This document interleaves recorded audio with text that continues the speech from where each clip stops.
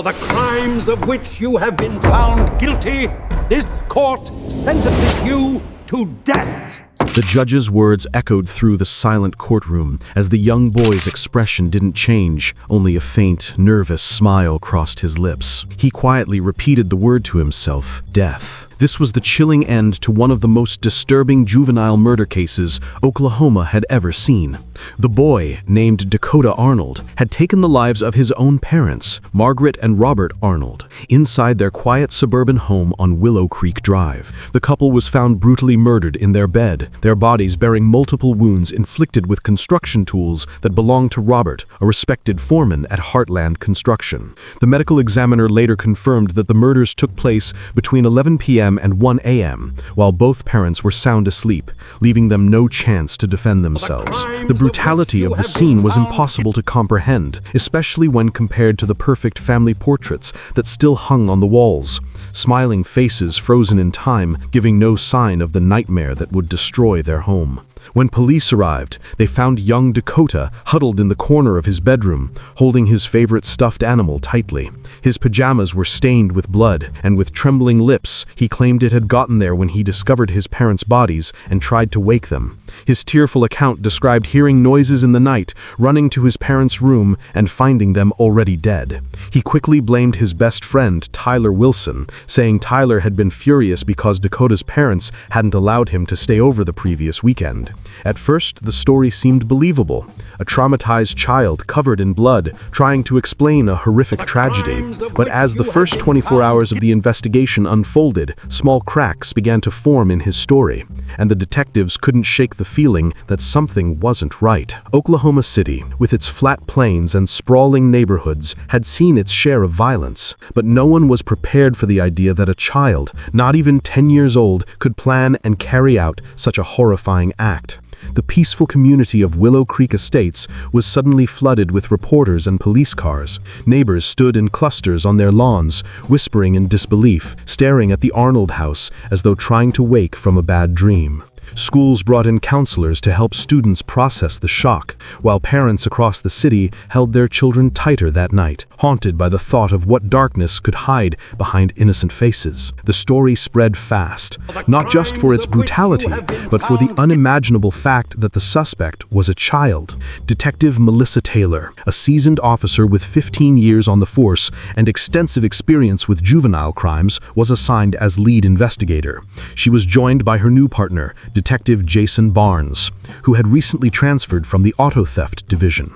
Both knew this case would be unlike anything they'd seen before. They approached Dakota's first interview gently, speaking softly, offering him juice, trying to make him feel safe enough to talk.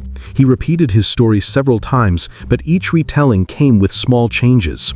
Different times, different details about when he had last seen Tyler, different ways of describing how he found his parents.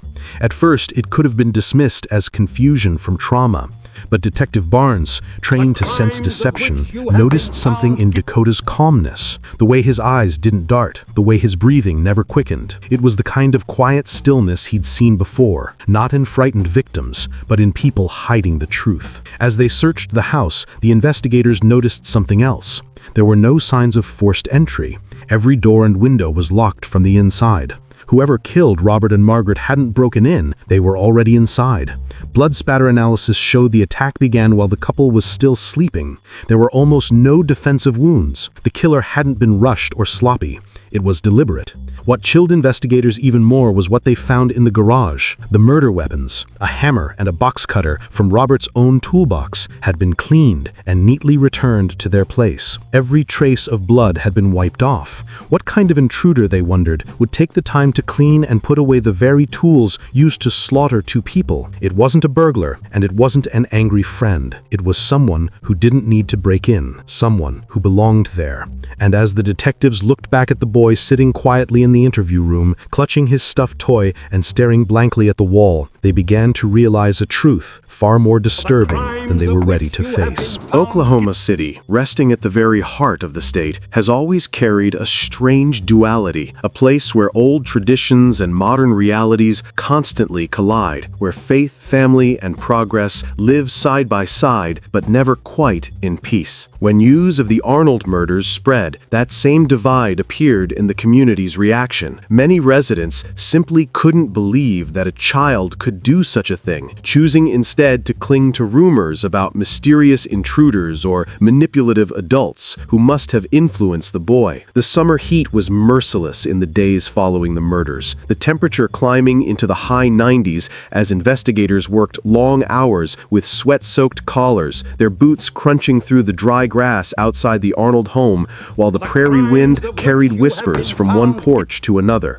Oklahoma had seen disasters before, tornadoes, fires, and tragedies, but nothing had prepared this city for what had happened in Willow Creek Estates. Inside the Arnold house, Detective Taylor ordered the crime scene team to focus on the family's computer, a routine step in modern investigations, but one that would soon uncover something chilling. A forensic technician scrolling through the browser history suddenly froze. On the screen were search queries from the day before the murders: how to avoid leaving fingerprints, can children be tried as adults, and cleaning blood from clothing. The timestamp showed the searches had been made during school hours when only Dakota had been home, pretending to be sick while both his parents were at work. The discovery shattered his story completely. The blood-stained boy who had cried and clutched his stuffed toy wasn't a victim. He had planned it all. The evidence revealed a shocking level of premeditation, something almost impossible to comprehend coming from a 9-year-old. The investigators, hardened by years of experience, were left speechless. Margaret Arnold, 42, had been a beloved children's librarian at the Oklahoma City Public Library's Willow Creek branch for more than 15 years. Generations of kids had grown up listening to her animated story times, her gentle voice guiding them through worlds of imagination. She was the kind of woman who could make any child love books, patient with shy readers and always smiling when she saw a spark of curiosity in their eyes. After her death, her little desk at the library stayed untouched for weeks. The potted plants wilted slowly, their leaves curling as if mourning her absence. In her final staff meeting before she died, Margaret had confided in a colleague that Dakota's behavior was changing. He was becoming secretive, argumentative, refusing rules like the 8 p.m. bedtime they had set after catching him sneaking out at night. Her husband, Robert Arnold, 45, was a respected foreman at Heartland Construction, a man who had worked his way up from apprentice through grit and patience. His co-workers described him as fair, loyal, and proud of his family. He often talked about Dakota, saying his son was bright and mature beyond his years. On the morning the news reached his worksite, construction stopped completely. Dozens of men stood in silence, hard hats held to their chests, remembering the man who had mentored them. Just weeks earlier, Robert had mentioned to his supervisor that things at home were tense. Arguments with Dakota over screen time and house rules. He had brushed it off as normal growing pains, never suspecting anything darker.